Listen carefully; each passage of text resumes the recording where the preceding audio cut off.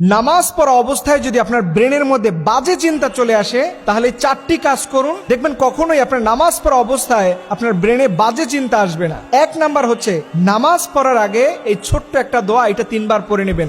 আপনি পড়বেন আউযু বিল্লাহি মিনাশ শাইতানির রাজিম, এইটা আপনি হৃদয় থেকে 3 বার পড়বেন, দেখবেন আল্লাহ তাআলা শয়তানের ওয়াসওয়াসা থেকে নামাজের মধ্যে আপনাকে বাঁচিয়ে দিবেন। 2 নাম্বারে, এরপরেও যদি মনের মধ্যে বাজে চিন্তা চলে আসে, তাহলে মনে রাখবেন খিনজাব নামক একটা শয়তান আপনার কাঁধের কাছে বসে আছে। এই সময় নবীজি বলেছেন, তোমাদের নামাজের মধ্যে যদি বেশি ডিস্টার্ব ফিল হয়, তাহলে তোমরা বাম দিকে ফিরে হালকা প্রতীকী থুতু, মানে আপনি থুতুটা পড়বে না, কোনো লালা পড়বে না, জাস্ট প্রতীকী থুতু, এটা আপনি 3 বার ফেলবেন। দেখবেন সাথে সাথে এই খিনজাব নামক যে শয়তান থাকে, এটা আপনার থেকে পালিয়ে যাবে।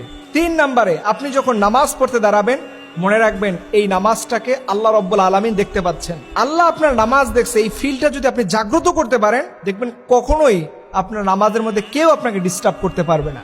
মনে রাখবেন আল্লাহ আপনার নামাজ দেখেন। সর্বশেষ এবং 4 নাম্বার, এই দোয়াটা নিয়মিত পড়বেন যাদের নামাজের মধ্যে বাজে চিন্তা চলে আসে। রাসূল সাল্লাল্লাহু আলাইহি ওয়াসাল্লাম বলেছেন, এই দোয়াটা পড়লে আল্লাহ তাআলা তার অন্তরকে দ্বীনের উপরে টিকিয়ে রাখেন। দেখেন আমাদের অন্তর বিক্ষিপ্ত হয়ে যায়, এদিকে সেদিকে মুহূর্তের মধ্যে দৌড়াদৌড়ি ছুটাছুটি করে, বিশেষ করে নামাজের মধ্যে। এর কারণ হচ্ছে আল্লাহর থেকে আমাদের অন্তরকে আমরা প্রোটেক্ট দিচ্ছি না। আল্লাহ নবী বলেছেন, ইয়া মুকাল্লিবাল কুলুব সাব্বিত কলবি আলা দীনিক, হে অন্তর পরিবর্তনকারী আমাদের আল্লাহ, আপনি আমার অন্তরকে দ্বীনের উপরে টিকিয়ে রাখুন।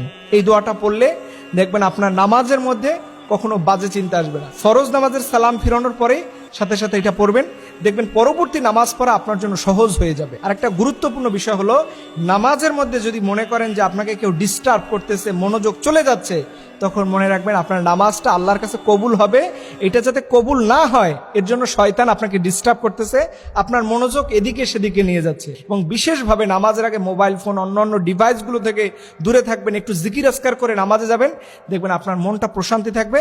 আল্লাহ রাব্বুল আলামিন আমাদের সবাইকে এমন নামাজ পড়ার তৌফিক দান করুক, যেই নামাজের মধ্যে যেন আমাদের কোনো বাজে চিন্তা না আসে। আল্লাহ সেই নামাজ পড়ার আমাদের তৌফিক দান করুক, সকলে আমিন।